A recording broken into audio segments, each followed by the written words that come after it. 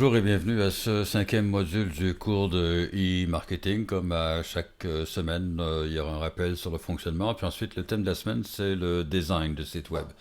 En termes de fonctionnement, ce que vous devez faire d'abord, c'est regarder le clip, ensuite lire les chapitres 5, 6 et 7 du bouquin.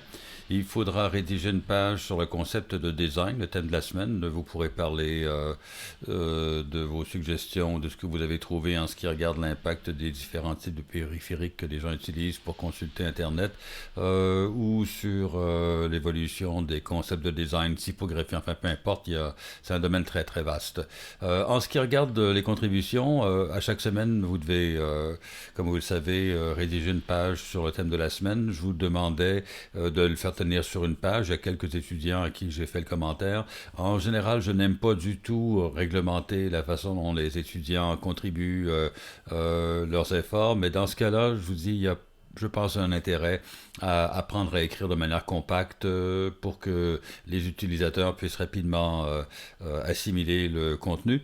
Et puis, ce qui m'a frappé, moi, quand je lisais les contributions de la semaine sur la stratégie, je vais essayer de trouver le temps de lire sur la recherche cette semaine, mais j'en glisserai un mot la semaine prochaine. C'est le nombre de références au phénomène des influenceurs. C'est certainement un élément important dans l'éthos du marketing en ligne cette année. Et aussi plusieurs références, c'est surprenant, à l'évolution du concept des 4 P. Je pense que plusieurs étudiants se rendent compte que le marketing est une discipline qui évolue. La pratique, en tout cas, évolue rapidement et il y a beaucoup de gens qui ont écrit un mot sur le fait que les 4 P traditionnels, là, le produit, le prix, la place, la promotion, doivent laisser place à des concepts qui sont différents. Et puis il y a certaines suggestions en fait qui sont pas mauvaises du tout. Save de mémoire, save c'est pour ce solution que l'on vend. A pour access, V pour value, E pour experience sont effectivement des façons intéressantes de reconsidérer les 4 P du marketing.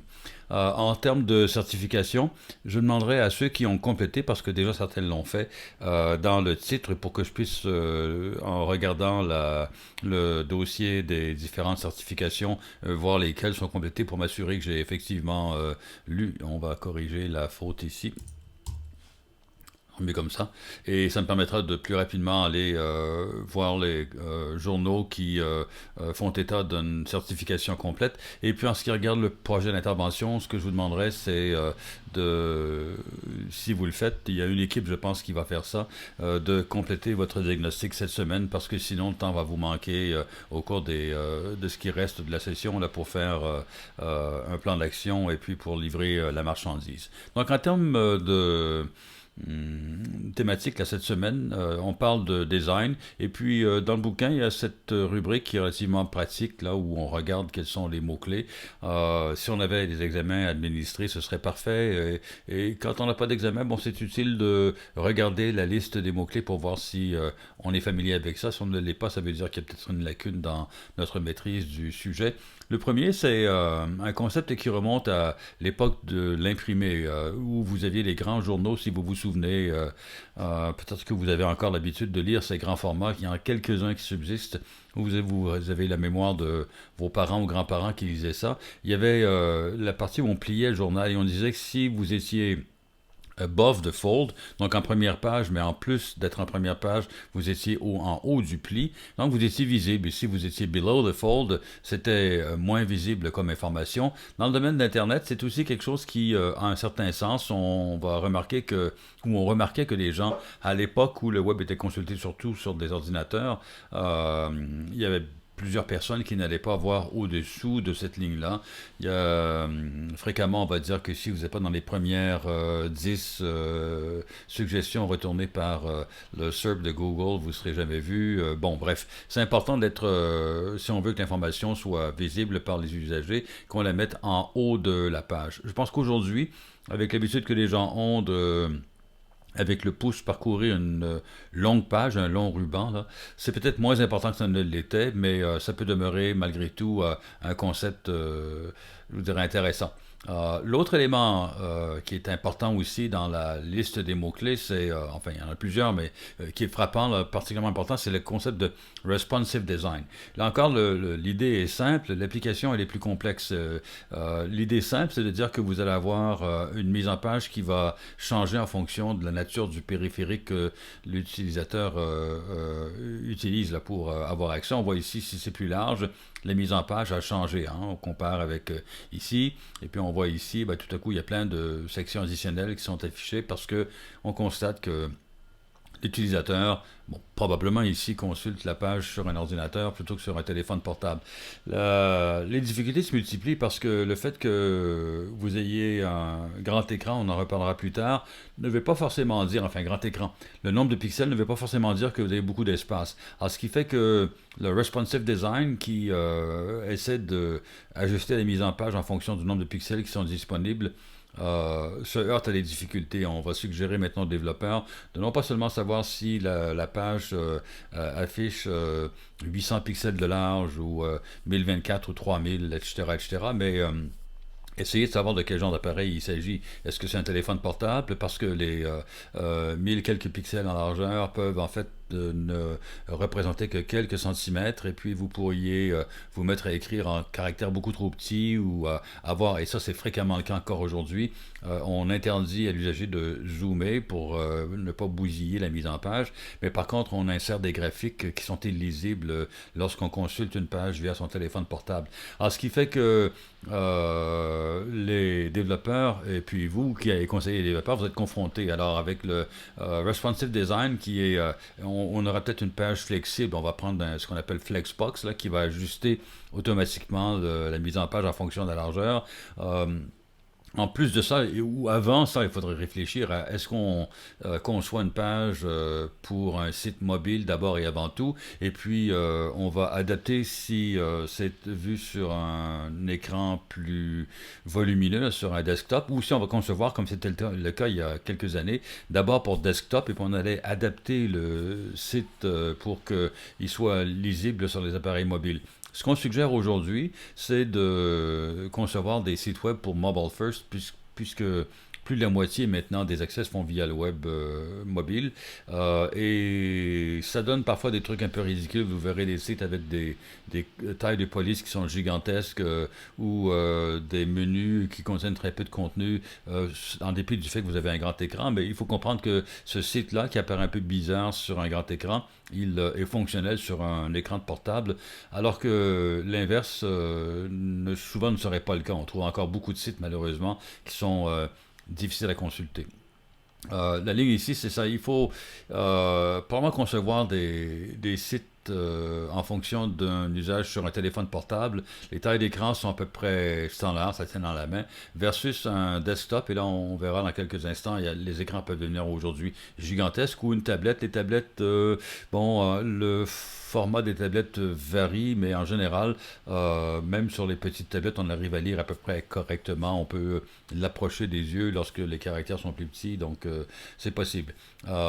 Et la question que vous allez vous poser, c'est est-ce que vous aurez des sites distincts pour les mobiles ou pour les desktops et tablettes, ce qui est techniquement possible. On peut savoir de quel genre de machine l'usager se sert, ou si vous aurez un Flexbox. Ça peut parfois être intéressant parce que le Flexbox va permettre de réajuster l'écran même sur un ordinateur.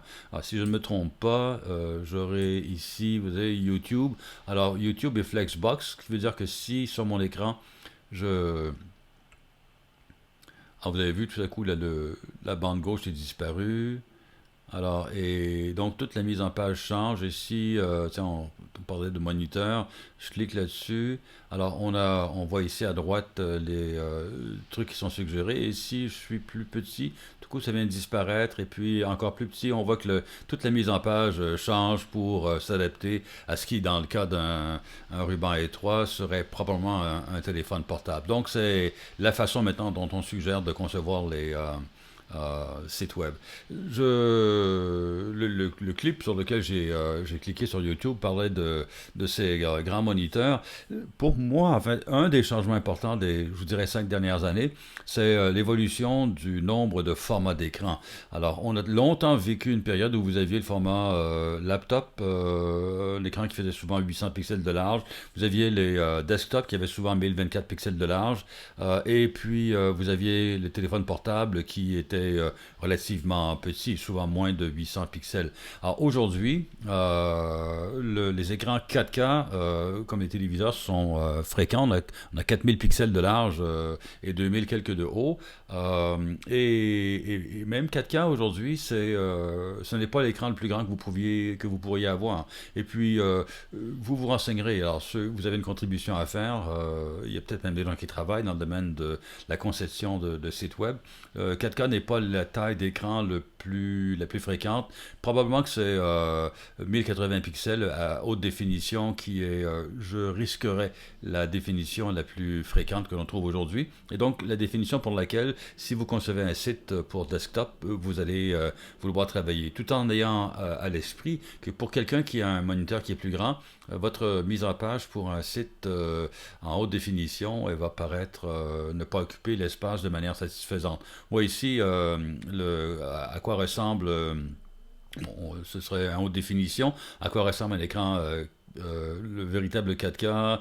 Ici, on a le 5K qui est là aussi relativement populaire. La ultra haute définition, ça donne une idée de l'explosion de la surface des écrans qui existent. Et puis, on commence à voir apparaître maintenant le 8K ou l'ultra haute définition. Du côté téléviseur, ça existe. Et puis, il y a aussi des moniteurs d'ordinateur en 8K, quoique le ratio fait que c'est peut-être pas génial pour travailler. Ce qui est plus populaire maintenant, c'est le format double QHD où vous avez comme deux écrans 27 pouces en fait qui sont dans le même panneau. Ça fait des trucs qui sont absolument monstrueux, 49 pouces en diagonale et qui commencent à être un peu plus fréquemment utilisés pour certains types de travail de bureau. Pour vous donner une idée, un téléphone, ça va ressembler à ça, et puis l'écran l'ultra grand écran va ressembler à ça. Alors, ça montre que pour le designer, il y a effectivement un défi intéressant à surmonter. L'autre chose, et moi-même, pour moi, c'est pas simple à régler comme problème. Désolé de la façon dont je l'ai formulé, mais je veux dire, c'est un problème qui est complexe. Vous avez le nombre de pixels, qui est la résolution, mais il y a aussi la taille physique de l'appareil.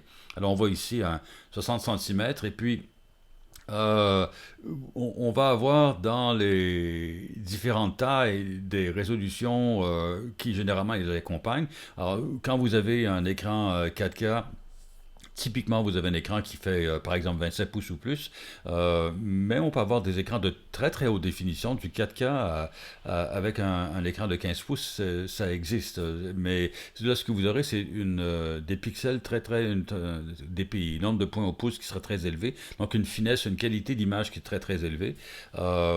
Et si vous voyez à l'inverse, si vous avez un haute définition, un 1080 pixels de vertical, sur un écran qui fait en diagonale qui peut faire 60 pouces par exemple, ben là vous aurez comme pour travailler comme un ordinateur, ce sera une définition insuffisante, ce sera fatigant pour les yeux. Et c'est un peu le cas, dit-on, là, des appareils de ce type-là, où la résolution elle est bonne, mais il y a tellement une grande surface d'écran que l'image va paraître bon, un peu floue ou pixelisée selon comment vous voulez appeler ça. Et puis on voit ici les tailles d'appareils, c'est un peu vieux, là aussi vous devez une contribution à faire. Ce qui est clair, c'est que l'écran de 4 pouces du iPhone 5,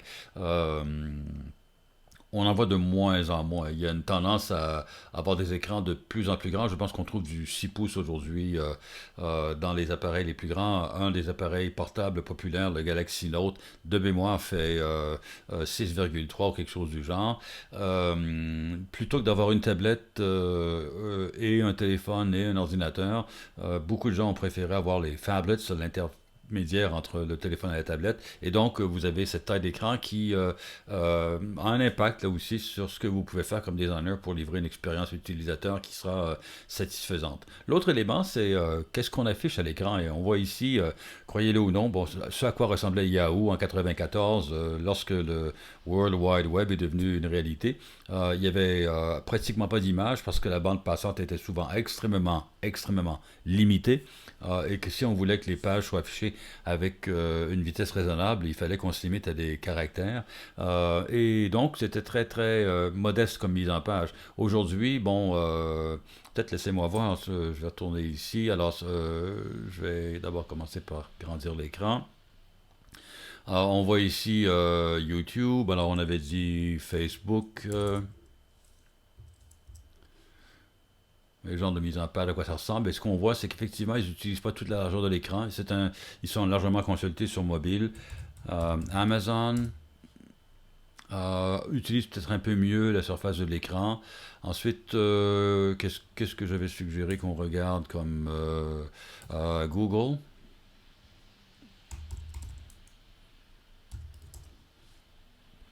Très minimaliste, qui est une autre tendance de design importante. Et si on regarde l'Université Laval, non, pas capsule, on ira donc U.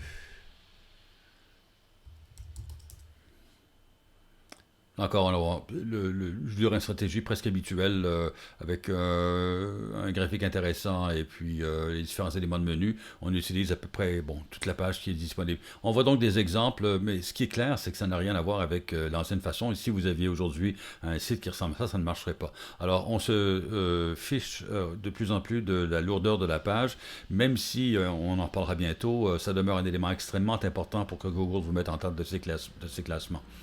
User Experience, dans le bouquin, on a cette espèce de diagramme intéressant où on dit il y a des éléments d'architecture, qu'est-ce qu'on pourrait mettre sur une page, il y a les attentes que l'utilisateur entretient face à ce qu'il veut trouver sur un site, et puis entre les deux, là, l'intersection, ce sont les éléments importants de l'expérience client. Alors voilà, je dirais que l'important, c'est de s'assurer que le client retrouve ce qu'il recherche, et donc, vous vous rappelez, l'Université Laval, la page, alors, on avait différents points d'entrée en fonction de qui vous êtes, un étudiant actuel, quelqu'un qui est intéressé à faire une demande d'admission, etc., etc.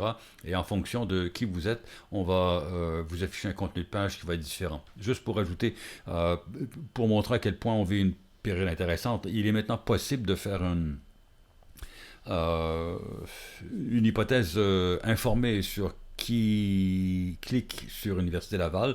Si quelqu'un est un visiteur régulier, l'université peut déposer un cookie sur la machine du client et directement vous envoyer sur la page étudiant ou sur la page personnelle. Par contre, s'il n'y a pas de cookie, on peut présumer que c'est votre premier séjour sur le site et donc vous affichez la page où on indique les différents choix, si ce n'est carrément la page où ouais, je suis intéressé, qu'est-ce que c'est que l'Université Laval pour un étudiant étranger, etc., etc.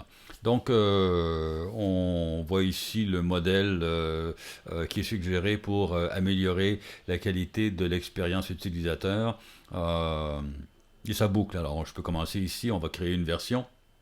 On la teste auprès des différents utilisateurs avec le résultat qu'on va analyser avec Web Analytics, Google Analytics. On va déterminer qu'est-ce qui fonctionne et qu'est-ce qui ne fonctionne pas dans la version. Très souvent, mais il faut faire attention, on aura plus qu'une version d'un site web.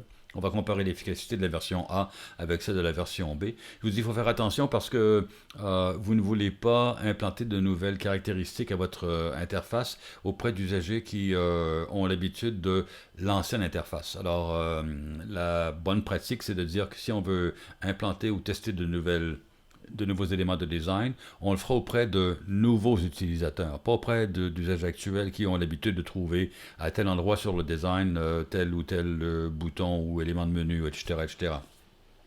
Auprès des nouveaux usagers, on va déterminer quelle est la meilleure façon de fonctionner. Et lorsque on aura déterminé ce qui semble être préférable, si la différence elle est significative, on va générer une nouvelle interface pour l'ensemble de la population de ceux qui nous visitent, mais à intervalles longs. Alors on ne veut pas mettre à jour l'interface d'un site web à chaque mois. Ça va créer plus de frustration que de bénéfices. Une fois par année ou par 2 ans, bon, on peut toujours imaginer que ça va passer, même si on peut vous assurer que lorsque vous ferez un changement, aussi modeste que changer la couleur, vous aurez des réactions négatives qui vont se manifester via les médias sociaux, qui vont commenter le nouveau site web. Donc on analyse et puis on regarde quelles sont les améliorations possibles qu'on déploie éventuellement auprès de la clientèle. En termes d'éléments qu'on peut manipuler pour l'expérience utilisateur, il y a la typographie, il y a les genres de caractères qu'on utilise. Il y a aussi, il faut faire attention, il y a eu une tendance et j'aurais dû, mais je n'ai pas sous la main là, le site en question, à utiliser des polices ou des niveaux de contraste relativement faibles. Donc, c'est un peu comme si je disais, bon, typographie, comme ça, je trouvais ça plus joli si je réduis le contraste et donc je vais le mettre comme ceci. Ben, ça peut peut-être plus joli pour certains, là, on a le dark interface, mais parfois c'est illisible ou presque illisible. Dans ce cas-ci, ça demeure encore lisible, mais j'ai vu, moi, des typographies qui sont très problématiques à lire parce que, en fait, là, je me pense rendre compte que c'était plutôt probablement ceci, si on... Ouais, ça ressemble à ça. Alors, il faut faire attention au niveau de contraste. On suggère généralement d'avoir un niveau de contraste maximum, mais c'est vrai que la luminosité de certains écrans est tellement élevée que parfois on va préférer avoir un fond sombre, c'est très populaire aujourd'hui, avec une typographie en caractère grisâtre pour éviter l'espèce d'éblouissement. Déjà, si vous voyez là, ici, je suis pas au maximum de blanc, là, je pourrais le mettre comme ceci, et le mot pour moi typographie maintenant, il est pratiquement éblouissant, ce qui n'est pas génial, donc on va préférer. Mais il faut faire attention. La palette de couleurs est également un élément important. On a connu une époque où on voyait vert fluo avec un jaune serein et puis orange qui clignote. Non, certainement pas. Il y a une tendance à avoir des environnements visuels plus sobres. Rappelez-vous, et on va les revoir tantôt, ce à quoi va ressembler Google ou Amazon. Il n'y a pas vraiment de... pensez à Facebook, c'est plus chargé, mais ça demeure relativement encore modeste. On va essayer de être prudent dans l'usage de différentes couleurs dans la palette. Vous trouverez, là aussi vous avez une contribution à faire, vous trouverez, il y a des suggestions qui se font ici et là pour harmoniser les couleurs. Vous remarquerez que certains types de bleu, d'orange sont très populaires pour donner un accent coloré à un site web. Il y a eu cette migration importante sur Dark Web où l'arrière-plan est sombre. Pour différentes raisons, il y a eu, peut-être on présumait que ça pouvait améliorer la qualité de vie des batteries sur les appareils portables parce que moins d'énergie, puisque c'est moins onéreux d'afficher en noir. C'est vrai pour certains types d'écrans seulement, donc c'est largement une légende. Il y a un phénomène, je dirais, peut-être plus de mode qu'autre chose. Et le troisième élément dans le design visuel, c'est est-ce que vous aurez plutôt une emphase minimaliste ou vous préférez saturer? Et ce que vous avez peut-être constaté comme moi, c'est qu'il y a beaucoup de sites très populaires qui ont une approche de saturation. Il y a beaucoup d'informations sur la page et certains autres ont une approche qui est minimaliste. Apple, qui souvent est vu comme étant un bon exemple de design de site web, a une approche qui est définitivement minimaliste. Quand on va sur la page, bon, la page capturée, je suppose, en dernier, ça ressemblait à ça, très peu de contenu visuel, et on met l'accent sur un élément qui est très évident, là. Et puis, on a les menus qui vous permettent d'aller ici à différents endroits où l'utilisateur ou vous pourriez souhaiter aller. On trouve ici Google, qui est le site le plus visité et qui a une interface d'une très grande simplicité. Ils auraient pu, et ceux qui ont un certain âge ont vu, comme AltaVista par exemple, d'autres moteurs de recherche qui, eux, mettaient plus de contenu, et Google, parce que les gens qui vont sur le site, ils ont une chose en tête, c'est de taper une requête et d'avoir un résultat. La page charge extrêmement rapidement, il n'y a pas d'ambiguïté sur où on tape ou ce que l'on fait. très efficace.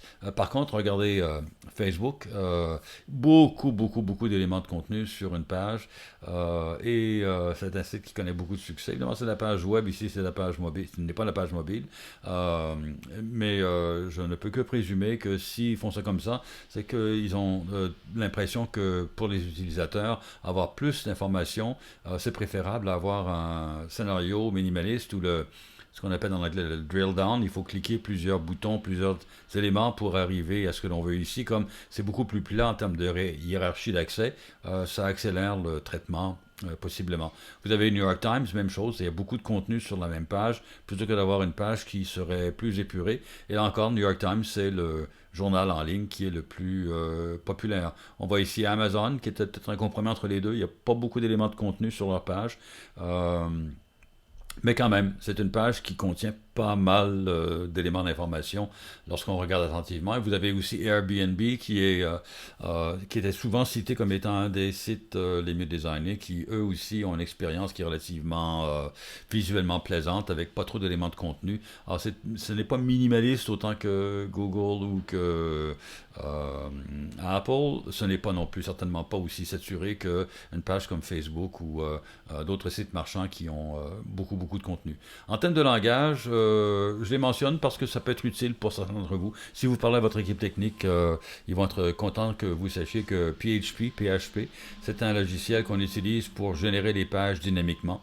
La plupart des pages aujourd'hui sont générées dynamiquement versus au début du web où les pages étaient statiques, toutes écrites en HTML et il n'y avait que l'URL qui vous amenait sur une page versus l'autre page. Aujourd'hui, quand vous tapez un URL, en fonction du moment du jour, de la demande pour les produits, est-ce qu'il y a des cookies ou pas, on va vous afficher une page qui sera personnalisée et c'est fréquemment fait, pas toujours, mais fréquemment fait en PHP. Python peut servir aussi, c'est un peu moins fréquent. Python est surtout un langage de script pour traiter de l'information. Très populaire. C'est devenu, je pense aujourd'hui, avec C++, le langage le plus populaire, l'espèce de couteau d'armée suisse de l'informatique. ROR, c'est pour Ruby on Rails, qui était très populaire, qui est peut-être un peu moins maintenant, mais qui permettait, la révolution a été de faire en sorte que dans ces frameworks, dans ces cadres-là, on pouvait partir de rien du tout et avoir un site fonctionnel en l'espace de, ma foi, quelques heures seulement.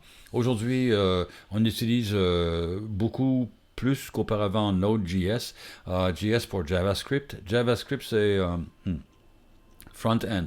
Back-end, c'est pour générer avec les serveurs la page qui va apparaître et front-end, c'est ce qui va faire en sorte que l'expérience utilisateur va ressembler plus à celle d'une application plutôt qu'une page statique. Alors, les développeurs apprennent JavaScript et il est possible maintenant en JavaScript d'avoir un serveur. Donc, on n'utilise plus PHP ou Python ou Ruby pour développer la page dynamiquement. On va utiliser JavaScript avec un serveur qu'on appelle Node. Et .NET, c'est le cadre de Microsoft qui est aussi extrêmement populaire.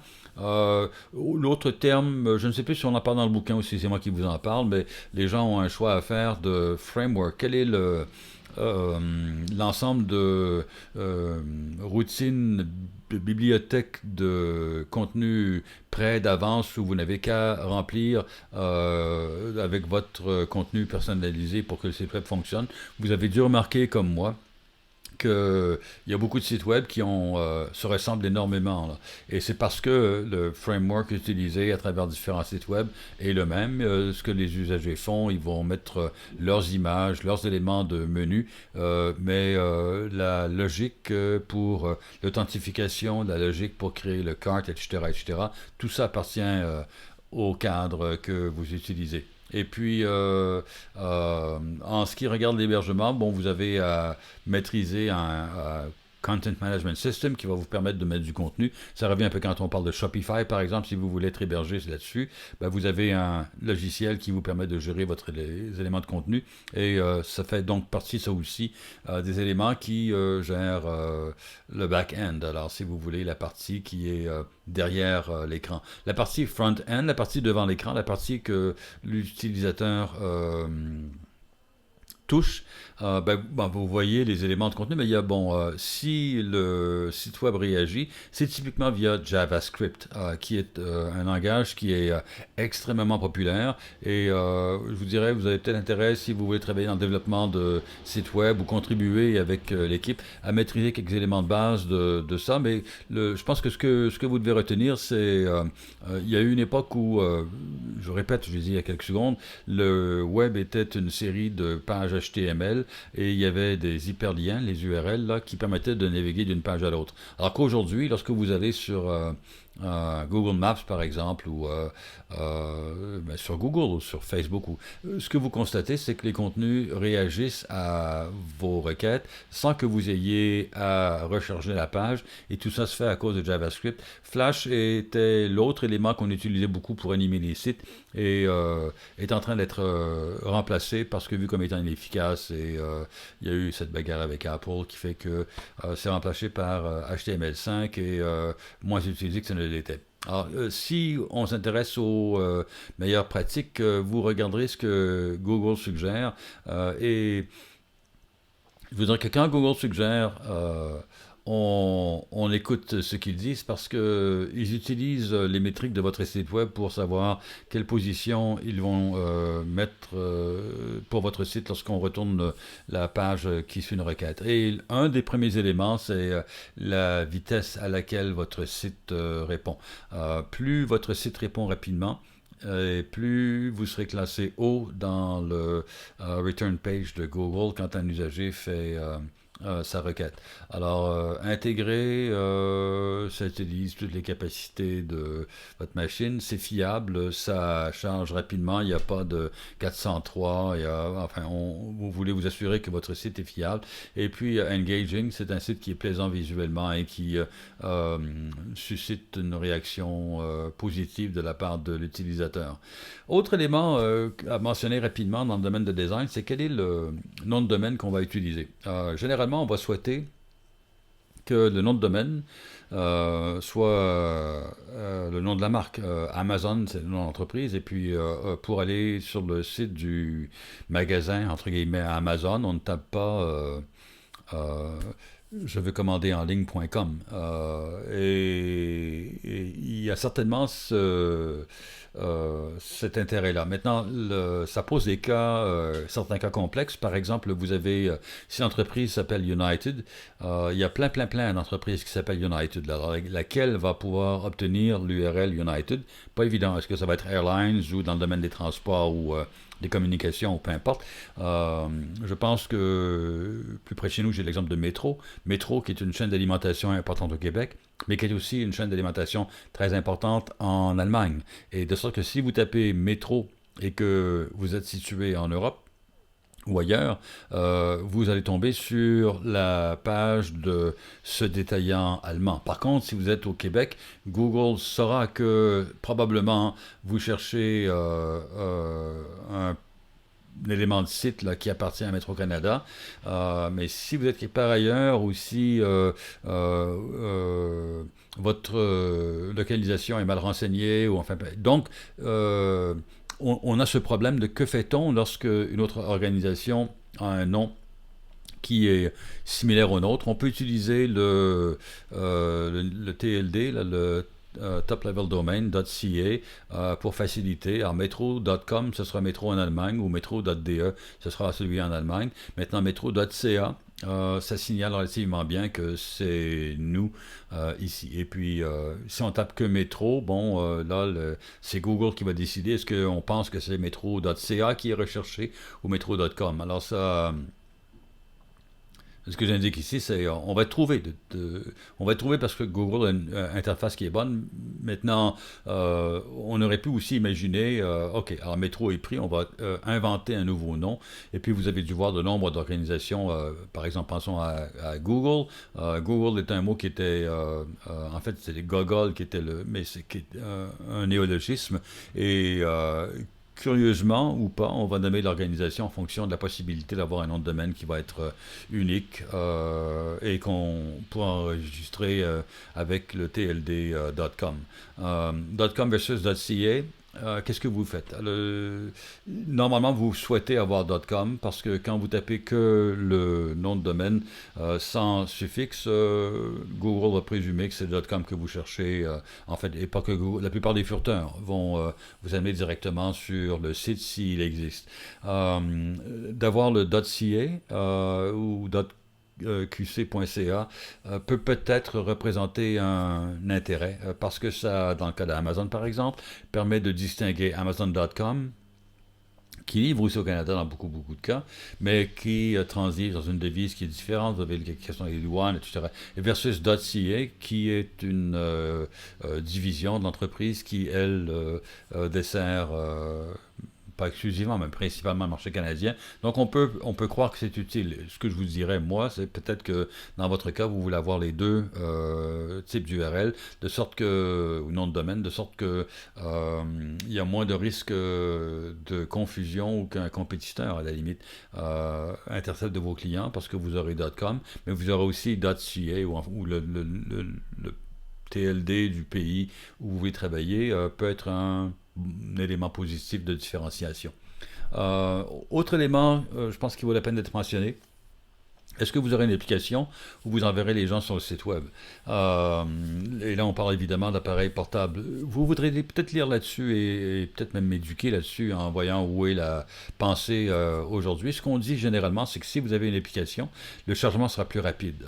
Si vous tapez le nom de domaine de l'entreprise ou du site web que vous voulez chercher sur votre furteur mobile, ça prend un peu plus de temps, très souvent, que si vous avez un raccourci, évidemment, sur votre écran ou si vous avez un moyen de retrouver l'application facilement sur votre appareil portable. Il y a aussi la possibilité qu'on mette en cache plus d'images ou d'éléments d'information relatifs aux clients en ayant une application mobile, alors que la cache du furteur elle est d'une certaine taille et puis si ce sera, je suppose, le cas, l'utilisateur visite beaucoup de sites, il est possible que la cache soit nettoyée pour faire de la place pour d'autres visites plus récentes et donc on devra recharger notre élément d'information. Il y a des éléments aussi de sécurité qui peuvent poser problème. Donc ça c'est un élément que les architectes web vont parfois, voire souvent, avoir à l'esprit pour évoquer l'avantage d'avoir une application plutôt que d'avoir une simple page faite pour un appareil mobile. L'autre avantage, c'est que ça permet de localiser. Je pense que c'est encore un avantage. Il faudra voir maintenant auprès du marché si ça devient progressivement un handicap. L'intérêt d'une application, c'est qu'elle a accès, typiquement, à cause de la configuration des autorisations d'accès et de notification, à la position de votre téléphone qu'elle peut envoyer constamment au propriétaire de l'application. Et donc, il est possible de faire en sorte que lorsque quelqu'un clique sur l'application, on sait où l'usager se trouve, on va lui donner un contenu qui est, entre guillemets, localisé. On peut aussi utiliser l'information de localisation à plusieurs fins de recherche. Certaines personnes ou organisations vont revendre l'information. C'est devenu une très grosse industrie que de fournir au marché des informations sur les déplacements des utilisateurs. Il y a un avantage probablement. Aujourd'hui, il est possible évidemment de savoir avec l'interface web où se trouve l'utilisateur, mais vous ne le savez pas constamment. Alors que si vous avez l'application, c'est possible de savoir. Comme je vous disais, la question, et puis vous devrez faire vos recherches aujourd'hui sur la question de design.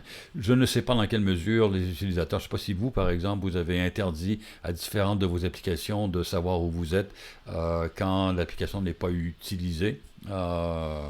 Et pourquoi vous faites ça? Peut-être parce que vous n'aimez pas la sensation d'être suivi à la trace. Bref, autre avantage de l'application. Troisième avantage, ça permet de pousser des notifications.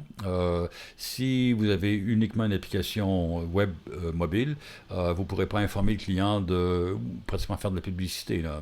Je pense à l'application d'Amazon. Quand un client, quand une commande est envoie de où est livré, l'application vous pousse une notification et vous savez que le colis sur votre perron, ou enfin quelque chose du genre. Ce qui serait impossible si ils ne communiquaient avec moi ou les usagers uniquement via leur site mobile. On pourrait savoir que la commande a été livrée avec le site mobile, mais encore faudrait-il être connecté sur la page de Amazon, ce qui n'est pas forcément le cas.